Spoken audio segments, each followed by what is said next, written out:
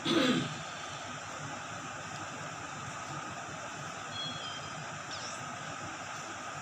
students, good morning.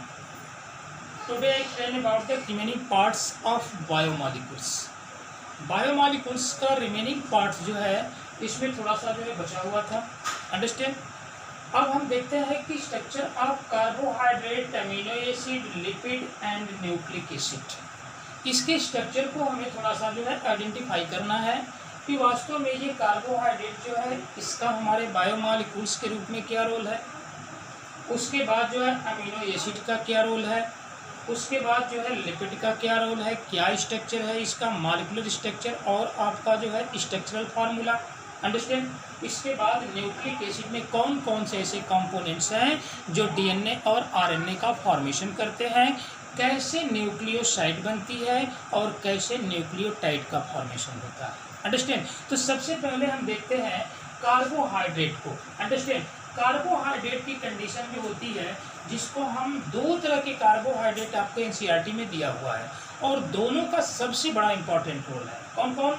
एक आपका जो है C6H12O6 जिसको कहेंगे हेक्सोज शुगर. अंडरस्टैंड. और दूसरा कंडीशन होता है C5H10O5. इसका नाम देते हैं पेंटोज शुगर, या इसका एक और नाम दिया जाता है राइबोज शुगर. अंडरस्टैंड. एक और नाम देते हैं हम राइबोज शुगर. अंडरस्टैंड. तो इसका मॉलिक्यूलर फार्मूला जो होता है C6H12O6 है, लेकिन इसका साइक्लिक स्ट्रक्चर हमें देखना है. अंडरस्टैंड. कि वास्तव में ये C6H12O6 कार्बन, हाइड्रोजन और ऑक्सीजन ये किस तरह अरेंजमेंट होकर के एक साइक्लिक स्ट्रक्चर बना रहे हैं. अंडरस्टैंड. इस पॉइंट को थोड़ा सा देखते हैं, तब उसके बाद हम लोग चलेंगे अमीनो एसिड पे. अंडरस्टैंड. तो इस कंडीशन में आपका सबसे पहले हेक्सोज शुगर की बात करेंगे हम.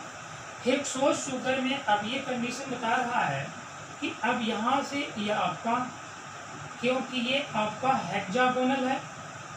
अंडरस्टैंड. ये हेक्सागोनल स्ट्रक्चर, लेकिन इसको थोड़ा सा एनसीईआरटी में थोड़ा जो है अपोजिट डायरेक्शन में सीधा. अंडरस्टैंड. क्योंकि सीधा जो है कंडीशन ये होती है कि अब यहाँ पे क्या है, ऑक्सीजन. उसके बाद अब यहाँ कंडीशन ये और ये. ठीक है. 1 नंबरिंग कर देते हैं इसका. 1 2 3 4 5 एंड 6 कार्बन है, तो 1 कार्बन यहाँ है, दूसरा कार्बन, तीसरा कार्बन, चौथा, पांचवा और छठवां कार्बन. अब इस पर हम हाइड्रोजन और ऑक्सीजन को अरेंज करें. ठीक है. तो ये आपका हो जाएगा H और उसके बाद OH. यहाँ पर भी H और यहाँ पर क्या हो जाएगा, OH. यहाँ पर कंडीशन क्या हो जाएगी, यहाँ पर भी जो है H और ये OH. यहाँ पर जो है OH, उसके बाद H और ये कंडीशन हो जाएगी H की, और यहाँ आपका जो है CH2OH. बन गया. अंडरस्टैंड. अब इसको थोड़ा सा हम लोग काउंट कर लेते हैं कि क्या इसमें कार्बन 6 है, हाइड्रोजन जो है 12 है, ऑक्सीजन जो है 6 है. थोड़ा इसको देख लेते हैं. तो ये आपका हाइड्रोजन को पहले काउंट करते हैं. 1 2 3 4 5 6 7 8 9 10 और 2 12 हाइड्रोजन हो गया. अंडरस्टैंड. उसके बाद हम कार्बन को देखते हैं. 1 2 3 4 5 6 कार्बन हो गया. ऑक्सीजन को देख लेते हैं. 1 2 3 4 5 6 ऑक्सीजन भी हो गया. इसका मतलब हमारा स्ट्रक्चरल फार्मूला क्लियर है. अंडरस्टैंड. अब दूसरी कंडीशन हम देख लेते हैं पेंटोज शुगर का. ये तो रहा आपका hexose sugar. Understand. Hexose sugar, या इसको कहेंगे C6H12O6. अंडरस्टैंड. ग्लूकोज. अंडरस्टैंड. अब कंडीशन क्या होती है कि अब यहाँ पे हम पेंटोज शुगर को देख लेते हैं. तो अब ये आपका पेंटोज है, ये पेंटोज है, अंडरस्टैंड। तो यहाँ पे हो जाता है ऑक्सीजन, क्योंकि पेंटोज का स्ट्रक्चर जो है पायरॉल के बेस पे लिया गया है, पायरॉल, अंडरस्टैंड। और ये पायरॉल में ये आपका जो है H OH, उसके बाद H OH H OH OH H, ठीक है। अब ये कंडीशन क्या हो जाएगी भाई, ये आपका जो है यहाँ जो होगा H होगा, ठीक है, और ये सीधे निकल जाएगी यहाँ पर C, तो ये बन जाएगा आपका CH2OH, अंडरस्टैंड। तो ये आपका first carbon, second carbon, third carbon, fourth carbon और फिफ्थ कार्बन, 5 कार्बन हो गए आपके, 1 2 3 4 5 6 7 और 2 9 और 1 10 हाइड्रोजन हो गया। ऑक्सीजन 1 2 3 4 5 ऑक्सीजन भी हो गया, अंडरस्टैंड। मतलब इसका क्या हो गया, ये आपका जो है क्या है, राइबोज शुगर, इसका नाम देंगे राइबोज शुगर, अंडरस्टैंड। ये क्या कंडीशन हो जाएगी, राइबोज शुगर की हो जाएगी, जिसको आप पेंटोज शुगर भी कहते हैं, अंडरस्टैंड, पेंटोज शुगर भी कहते हैं इसको, अंडरस्टैंड। तो ये राइबोज हो गया और ये हेक्सोज हो गया, ये पेंटोज हो गया, ये हेक्सोज हो गया, अंडरस्टैंड। तो इसको पेंटोज शुगर कहते हैं। ये आपका पेंटोज शुगर जो है पार्टिसिपेट करेगा न्यूक्लिक एसिड में, जब टाइम आएगा तो उसको हम एक्सप्लेन करेंगे, अंडरस्टैंड। दूसरी कंडीशन होती है आपका जो है अमीनो एसिड की, अंडरस्टैंड। अब ये अमीनो एसिड में क्या कंडीशन है भाई, अमीनो एसिड में हमने क्या बताया था कि एक जो है कार्बन होता है, उसके बाद हाइड्रोजन, और ये आपका एल्किल ग्रुप जो होता है वेरिएबल ग्रुप होता है, अंडरस्टैंड। इस कार्बन पर जो होता है ये प्रेजेंट है COOH, और यहाँ प्रेजेंट है आपका NH2, इसका नाम दे दिया गया अमीनो एसिड, अंडरस्टैंड। तो ये इतना पार्ट जो होता है, ये पार्ट जो होता है ये कभी चेंज नहीं होता है, बस ध्यान ही देना है कि ये पार्ट जो होता है कभी इसमें चेंजिंग नहीं आती है, चेंजिंग किसमें आती है, इसमें आती है, इसीलिए तो इसका नाम रखा गया वेरिएबल ग्रुप, अंडरस्टैंड। इसका नाम क्या रखा गया, वेरिएबल ग्रुप, अंडरस्टैंड, इसीलिए इसका नाम वेरिएबल ग्रुप रखा गया। अब कंडीशन क्या होती है कि अब इस पर हम, इसी ग्रुप पर हम डिफरेंट फंक्शनल ग्रुप को रखेंगे और उसका नाम भी देंगे, अंडरस्टैंड। जो एनसीईआरटी में केवल आपका दिया गया है कि जिसमें कि 20 अमीनो एसिड में केवल 3 अमीनो एसिड को एग्जाम्पल के तौर पे दिया गया है, अंडरस्टैंड। तो अब यहाँ पर क्या कंडीशन होगी, ये आपका जो है C, ठीक है, आंख बंद करके इसको जो है COOH, और यहाँ पर जो है प्रेजेंट है NH2, और इस R की जगह पर हमने रख दिया हाइड्रोजन ग्रुप, ठीक है। तो इस जो है अमीनो एसिड का नाम क्या पड़ गया भाई, ग्लाइसिन, ग्लाइसिन, अंडरस्टैंड। दूसरी कंडीशन क्या हो गई आपका, ये C है, उसके बाद जो है COOH, और यहाँ पे प्रेजेंट है NH2, और ये आपका H, क्योंकि ये तो चेंज नहीं होने वाला है। अब यहाँ पे हमने राइट कर दिया क्या, एक मेथिल ग्रुप, अंडरस्टैंड, ये मेथिल ग्रुप है। और मेथिल ग्रुप यदि आपके एल्किल ग्रुप पे क्या कर जाए, ज्वाइंट हो जाए, तो उस तरह की अमीनो एसिड हमारी क्या कहलाती है, उस तरह की अमीनो एसिड हमारी कहलाती है क्या, एलैनिन, अंडरस्टैंड, एलैनिन, अंडरस्टैंड, क्या नाम दिया जाएगा, एलैनिन। तीसरी कंडीशन जो होती है, अब यहाँ पे राइट कर दे NH2COOH, और यहाँ पे रख दें हम H, और इस कंडीशन में हम रख दें CH2OH, ठीक है, हाइड्रोक्सिल मेथेन, अंडरस्टैंड। इस ग्रुप को हमने रखा यहाँ पर CH2OH, तो इसका नाम दिया जाएगा क्या, सेरीन, अंडरस्टैंड, इसका नाम दिया जाएगा serine, understand.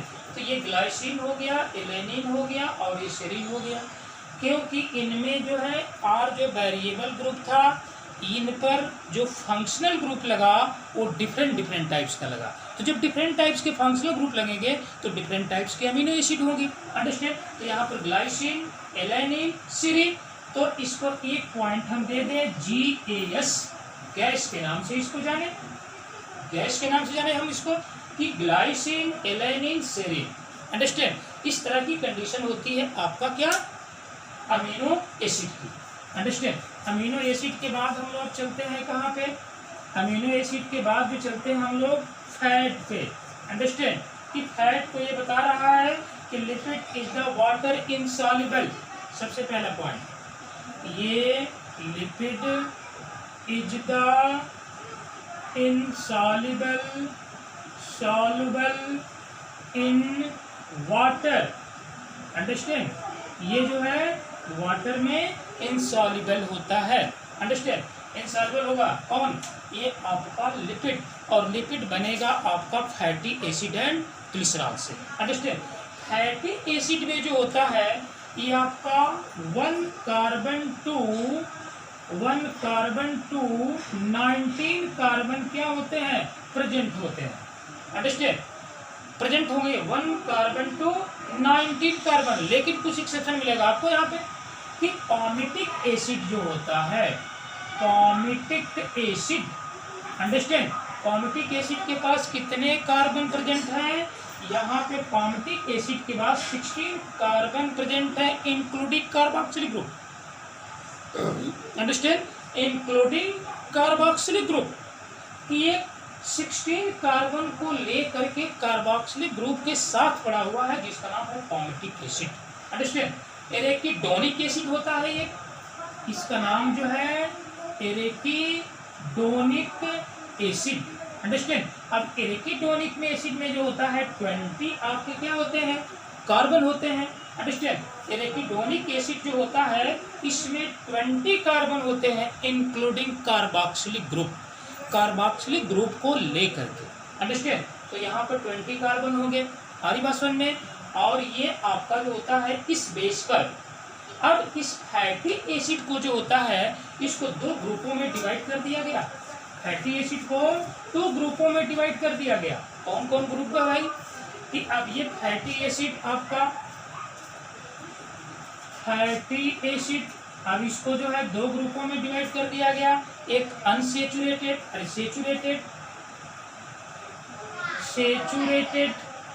Saturated fatty acid, उसके बाद जो है unsaturated fatty acid.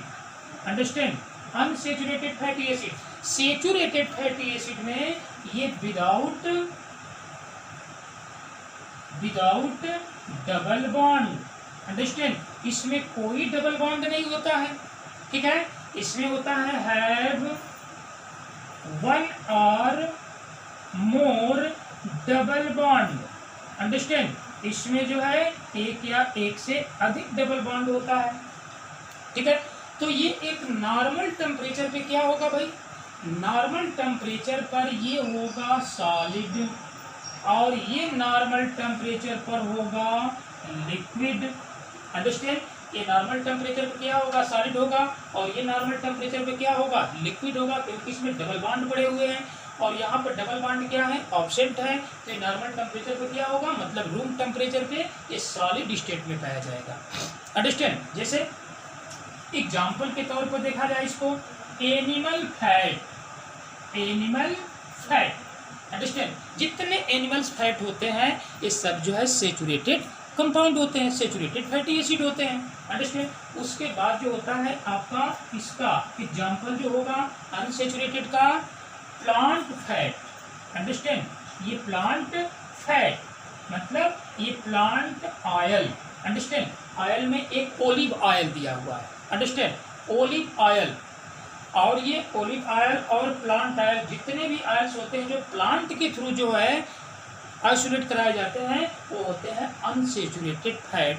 Unsaturated fat जो होता है हमारे हेल्थ के लिए बेनिफिशियल होता है, और सेचुरेटेड फैट जो होता है ये हार्मफुल होता है, क्योंकि ये क्या करता है, एक नॉर्मल टेम्परेचर पर जो होता है सॉलिड स्टेट में होता है, और इसमें कोलेस्ट्रॉल बढ़ने की चांसेस ज़्यादा होते हैं। अंडरस्टैंड। तो हम यदि फैट मतलब क्या करें, यदि प्लांट फैट को लें, प्लांट्स के ऑयल को लें, तो ये हमारे स्वास्थ्य के लिए बेनिफिशियल होगा। अंडरस्टैंड। तो इस तरह की कंडीशन होती है सेचुरेटेड और अनसेचुरेटेड फैट की कंडीशन। अब थोड़ा देख लेते हैं इसके स्ट्रक्चर को। अंडरस्टैंड। इसका स्ट्रक्चर क्या होता है भाई? इसका स्ट्रक्चर जो होता है fatty acid and glycerol. Understand? तो सबसे पहले हम CH3, उसके बाद CH2 का पावर n, अंडरस्टैंड, n, और ये है COOH। अंडरस्टैंड? क्या कंडीशन है? COOH की। अब n की जगह पर क्या होगा भाई? 19 होगा। अंडरस्टैंड? इस तरह कंडीशन होगी। तो इसका स्ट्रक्चरल फार्मूला क्या बन सकता है?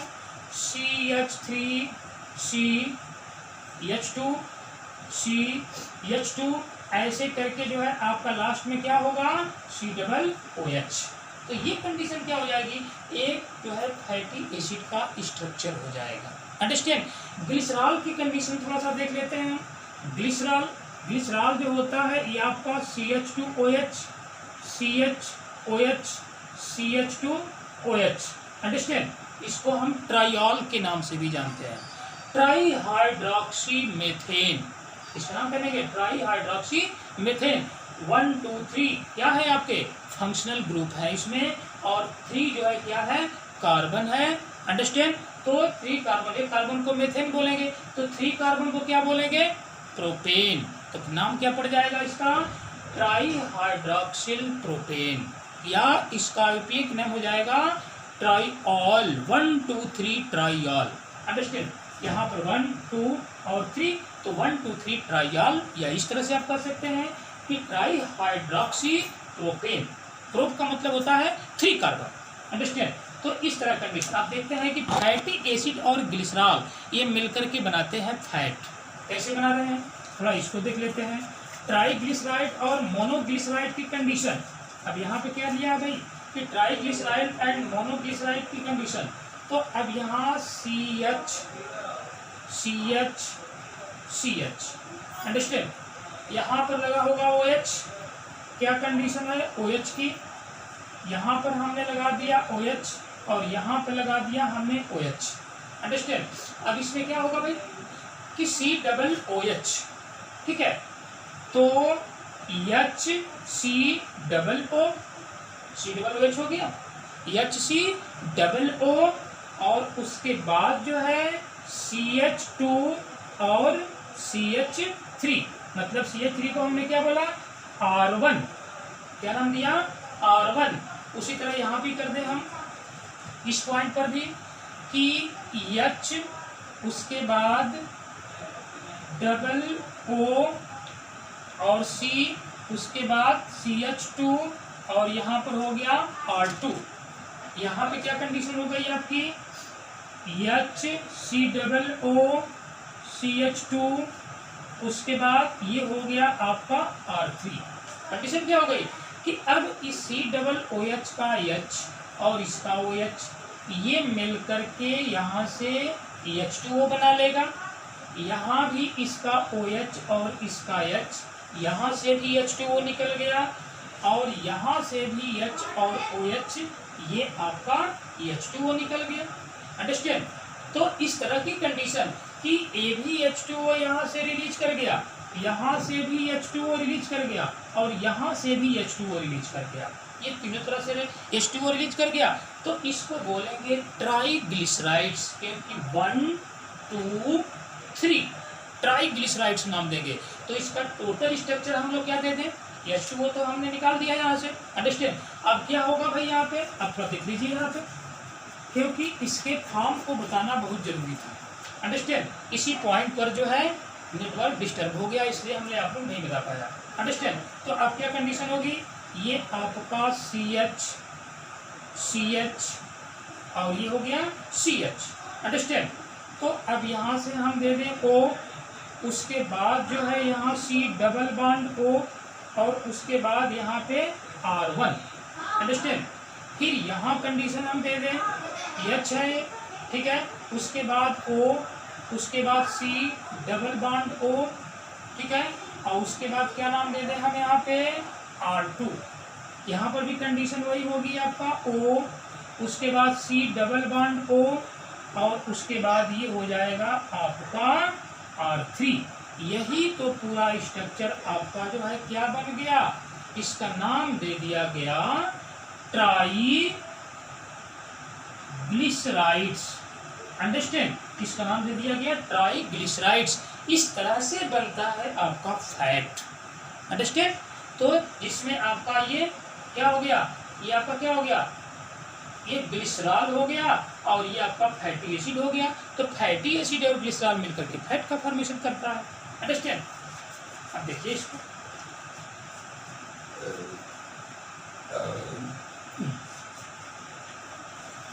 अब कंडीशन क्या हो गई भाई। अब नेक्स्ट कंडीशन आते हैं हम लोग, नेक्स्ट कंडीशन पे हम आ जाए हम लोग।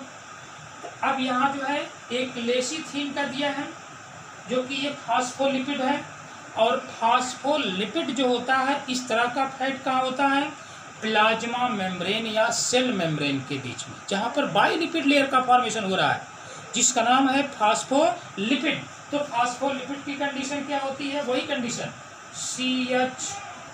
CH, उसके बाद CH, ये कंडीशन हो गई आपकी कि ये हो गया आपका CH2 और ये हो गया CH2, क्योंकि CH2OH, CHOH, CH2OH, अंडरस्टैंड। अब यहाँ से जो है आपका क्या हो गया कि ये आपका ऑक्सीजन, उसके बाद जो है C डबल बॉन्ड, उसके बाद R1, ये क्या कंडीशन हो गई, R1 की हो गई। अब यहाँ से जो है आपका HC नाम दिया गया इसका, या इस तरह से इसको यहाँ भी राइट कर सकते हैं आप, नो प्रॉब्लम। अब यहाँ पे जो है आपका ऑक्सीजन, उसके बाद C डबल बॉन्ड O, और ये हो गया आपका R2, अंडरस्टैंड। दूसरी कंडीशन क्या हो गई यहाँ पे कि अब यहाँ जो है आपका O, उसके बाद C डबल बॉन्ड O, और ये हो गया आपका R3। लेकिन अब यहाँ से जो होता है, अब यही पॉइंट यहाँ पे नहीं होगा, क्योंकि यदि इस पॉइंट को यहाँ जोड़ देंगे तो ट्राइग्लिसराइड जाएगा, हमको बनाना है फास्फोलिपिड, फॉस्फेट ग्रुप जोड़ना है यहाँ पे, अंडरस्टैंड, फास्फोलिपिड बनाना है। तो अब यहाँ से देखिए OP डबल बॉन्ड O, उसके बाद ये OH, अंडरस्टैंड, OH, उसके बाद जो है O, यहाँ पे प्रेजेंट है CH2, और ये है प्रेजेंट आपका CH2, अंडरस्टैंड। और CH2 पे जो है यहाँ पे लगा है N, और इस कंडीशन में इसमें 3 जो है मेथिल ग्रुप जुड़े हुए हैं, जिसका नाम है CH3। तो ये पूरी कंडीशन क्या हो गई, फास्फोलिपिड की हो गई। और फास्फोलिपिड जो है ये content of the plasma membrane, understand, plasma membrane की कंडीशन है। अब थोड़ा सा देख लेते हैं न्यूक्लिक एसिड को, अंडरस्टैंड, न्यूक्लिक एसिड। तो न्यूक्लिक एसिड में क्या क्या होता है भाई, नेक्स्ट कंडीशन, न्यूक्लिक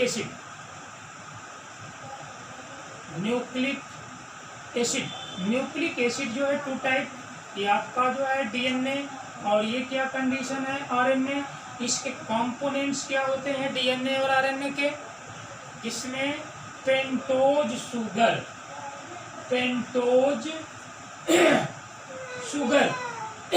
दूसरी कंडीशन क्या होगी, phosphate group, understand, phosphate group.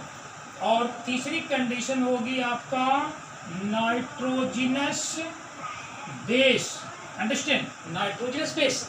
और नाइट्रोजिनस बेस में ये 2 कंडीशन आपकी, प्यूरिन एंड पिरिमिडीन, अंडरस्टैंड। नाम क्या रखा गया, प्यूरिन, और उसके बाद क्या रखा गया, pyrimidine, understand, pyrimidine, purine and pyrimidine.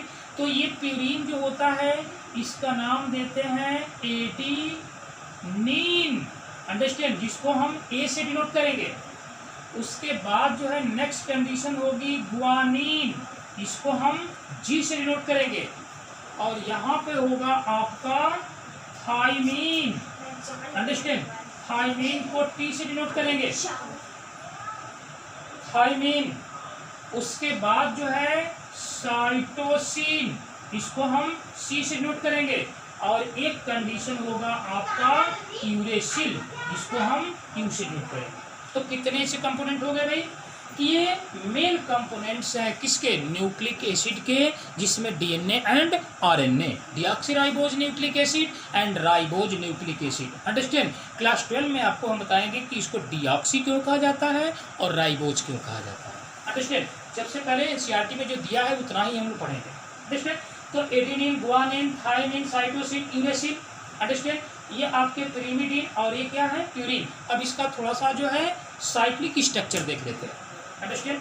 Cyclic structure last में। अब ये साइक्लिक स्ट्रक्चर जो होगा, साइक्लिक स्ट्रक्चर क्या कंडीशन होगी भाई, देखिए यहाँ पे ये आपका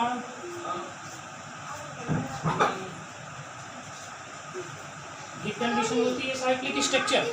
और साइक्लिक स्ट्रक्चर में एक यहाँ पे एन है, अंडरस्टैंड, यहाँ पे प्रेजेंट है आपका NH2 और यहाँ पर भी एक एन है, यहाँ पर भी एक एन है और दूसरी कंडीशन की यहाँ पर भी, मतलब 1 2 3 4 5 6 7 8 9। अंडरस्टैंड। ये किसकी कंडीशन है, इस पूरे सिस्टम में ये आपका जो है एडिनिन, मतलब ये प्यूरिन है, प्यूरिन। ठीक है। अब हम पिरिमिडिन की बात कर रहे हैं। पिरिमिडिन में क्या होगा भाई कि अब ये देखिए आप, पिरिमिडिन, अंडरस्टैंड, यहाँ पर ऑक्सीजन लगा हुआ है, डबल बॉन्ड जो होता है इस कार्बन के डबल बॉन्ड से ऑक्सीजन जुड़ा हुआ है और यहाँ पे एक नाइट्रोजन है और यहाँ पे एक नाइट्रोजन है, मतलब 1 2 3 4 5 6। अंडरस्टैंड। ये कंडीशन हो गई आपका जो है पायरीमिडीन की। अंडरस्टैंड। ये pyrimidine, understand, purine and pyrimidine, दोनों में अंतर थोड़ा देख लीजिए। पायरीमिप्यूरिन जो होता है इसमें डबल रिंग होती है, एक रिंग ये हो गई और एक रिंग ये हो गई, डबल रिंग होगी। पायरीमिडीन में जो होता है सिंगल रिंग होती है, पहला पॉइंट। दूसरा पॉइंट जो होगा प्यूरिन में कि इसमें नाइट्रोजन ग्रुप जो होगा ये आपके फर्स्ट कार्बन, थर्ड कार्बन, उसके बाद जो है 6 कार्बन, उसके बाद जो है 7 कार्बन और 9 कार्बन, मतलब फर्स्ट 3, उसके बाद 6 7 और 9, इतने जो है कार्बन नंबर पर जो है nitrogen group present, nitrogen group. ठीक है, क्या प्रेजेंट है, नाइट्रोजन ग्रुप। जबकि पायरीमिडीन में ये आपका फर्स्ट एंड थर्ड, केवल फर्स्ट कार्बन और थर्ड कार्बन पर ही नाइट्रोजन ग्रुप है। ठीक है, तो ये आपका डिफरेंट हो गया प्यूरिन एंड पिरिमिडीन में डिफरेंट। अंडरस्टैंड। अब हम चलते हैं प्यूरिन और पिरिमिडीन में डिफरेंट के बाद, अब इसको हम जोड़ते हैं एडिनोसिन। अंडरस्टैंड, जिसमें कि यहाँ पे दिया है आपका फार्मूला एडिनोसिन। एडिनोसिन की कंडीशन क्या है भाई कि अब यहाँ पर जो होगा जिसको हम न्यूक्लियोसाइड बोलेंगे और न्यूक्लियोसाइड से कैसे न्यूक्लियोटाइड बन रहा है थोड़ा इसको देखते हैं हम लोग। ठीक है, कि अब ये आपका जो है ये पेंटोज शुगर है, ये पेंटोज शुगर है। अब इस पेंटोज शुगर में एक पॉइंट पे लगा है एडिनिन, फर्स्ट कार्बन पे क्या लगा है, एडिनिन। अंडरस्टैंड, ये एडिनिन लगा हुआ है। ठीक है, एडिनिन लगा हुआ है फर्स्ट कार्बन पर, इसको हम जोड़ दें 1 2 3 4 और उसके बाद 5 कार्बन हो गया। अंडरस्टैंड, और ये 5 कार्बन पे प्रेजेंट है, 5 कार्बन पर CH2OH। तो ये कंडीशन हो गई आपकी किसकी, ये कंडीशन हो गई एडिनोसिन। अंडरस्टैंड, ये एडिनोसिन हो गया। अब यहाँ पर भी दूसरी कंडीशन देख ले आप कि अब ये आपका ये कंडीशन ऑक्सीजन। ठीक है, और यहाँ पर फर्स्ट कार्बन पर जुड़ गया यूरेसिल, यूरेसिल जुड़ गया यू, एडिनिन मतलब जो है ए और यहाँ यूरेसिल मतलब यू। अंडरस्टैंड, और इसमें आपका जो है यहाँ पे OH और यहाँ पर भी क्या जुड़ गया, OH। अंडरस्टैंड, जैसे यहाँ पे आप जो है OH और यहाँ पर भी हमने जोड़ दिया OH। अंडरस्टैंड, अब यहाँ से कंडीशन क्या होगी आपका CH2OH की, ठीक है। अभी क्या होगी, CH2OH। तो इन दोनों का नाम दिया गया न्यूक्लियोसाइड। अंडरस्टैंड, न्यूक्लियोसाइड, ये न्यूक्लियोसाइड हो गया क्योंकि क्या क्या प्रेजेंट है इसमें, केवल पेंटोज शुगर प्रेजेंट है और नाइट्रोजनस बेस प्रेजेंट है। अंडरस्टैंड, तो यहाँ पर आप राइट कर दें हम कि nucleoside is equal to pentose sugar plus nitrogenous base. Understand, pentose sugar और नाइट्रोजनस बेस मिलकर के बनाएंगे न्यूक्लियोसाइड। अंडरस्टैंड, क्या बनाएंगे, न्यूक्लियोसाइड। अंडरस्टैंड, अब जो है न्यूक्लियोसाइड के बाद जो आएगा वो न्यूक्लियोटाइड का आएगा। थोड़ा एक बार समझ लीजिए कि ये पेंटोज शुगर है और ये नाइट्रोजनस बेस है, ये भी पेंटोज शुगर नाइट्रोजनस बेस। तो जहां पर पेंटोज शुगर से नाइट्रोजनस बेस के फर्स्ट कार्बन से कोई नाइट्रोजनस बेस लगा हुआ है तो उसका हम नाम देंगे न्यूक्लियोसाइड, ठीक है। और इसी पर यदि फास्फेट ग्रुप लग जाता है तो उसका हम नाम देते हैं न्यूक्लियोटाइड, ठीक है। अब देखिए थोड़ा सा, न्यूक्लियोसाइड के बाद हम न्यूक्लियोटाइड की बात करेंगे थोड़ा सा। अंडरस्टैंड, कि अब यहाँ से जो है हम इसको हटा देते हैं। अंडरस्टैंड, इसको हटा देते हैं। अब यहाँ क्या कंडीशन हो रही है हमारी कि अब ये आपका CH2, उसके बाद कंडीशन है आपका O, ठीक है। अब यहाँ जुड़ गया आपका फास्फेट ग्रुप, क्योंकि OH के साथ इसका H PO4 है ना, H3PO4 फास्फोरिक एसिड। तो इसका स्ट्रक्चर यदि हम H3PO4 का बनाते हैं तो ये आपका फास्फोरस सेंटर में आ जाएगा। उसके बाद जो है यहाँ पे क्या होगा आपका डबल बॉन्ड O, उसके बाद जो है OH, उसके बाद जो है OH और ये हो गया आपका OH। तो H3P1 2 3 4 H3PO4 हो गया, ठीक है। अब इसका OH जो होगा, इसके क्या है CH2OH, इसका OH इसके OH से जो है यहाँ पर क्या बनाएगा, बॉन्ड बनाएगा, ठीक है। और जब ये बॉन्ड बनाएगा तो यहाँ से H2O रिलीज कर जाएगी, और जब H2O रिलीज कर जाएगी तो अब यही पॉइंट केवल एक ही ऑक्सीजन बच जाएगा यहाँ पे, ठीक है। तो अब यहाँ पर double bond O, understand, double bond O, और यहाँ रख दें हम OH, और फिर यहाँ पे हम रख दें क्या, OH, ठीक है। ठीक वही कंडीशन यहाँ पर होगा कि CH2, उसके बाद O, यहाँ पे क्या हो गया P, डबल बॉन्ड O, उसके बाद ये OH, और यहाँ पर हो गया आपका OH। मतलब क्या हो गया कि अब यहाँ से जो है अब ये न्यूक्लियोसाइड से चेंज हो गया न्यूक्लियोटाइड में, ठीक है। इसका नाम देंगे हम न्यूक्लियोटाइड। अंडरस्टैंड, न्यूक्लियोटाइड कब हुआ कि जब इसी पेंटोज शुगर के 5th कार्बन से आपका पेंटोज शुगर क्या होता है, फास्फेट ग्रुप जुड़ गया, तो उसका हम नाम क्या देंगे भाई, न्यूक्लियोटाइड। तो यहाँ पर क्या लिखते हैं हम कि nitrogenous base, understand, plus phosphate group, understand. तो फास्फेट ग्रुप, तो अब यहाँ क्या हो जाएगा, न्यूक्लियोसाइड से अब ये बन जाएगा न्यूक्लियोटाइड। क्या बन गया, न्यूक्लियोटाइड। तो DNA and RNA is the polymer of nucleotide, not nucleoside. Understand? DNA and RNA is the polymer of nucleotide. Understand? अब जब ये आपका न्यूक्लिक एसिड मतलब डीएनए एंड आरएनए, तो डीएनए किसका पॉलीमर है? न्यूक्लियोटाइड का पॉलीमर है। आरएनए किसका पॉलीमर है? न्यूक्लियोटाइड का पॉलीमर है। न्यूक्लियोटाइड कब बना? जब पेंटोज शुगर, नाइट्रोजनस बेस और फास्फेट ग्रुप जुड़ गया तो न्यूक्लियोटाइड बन गया।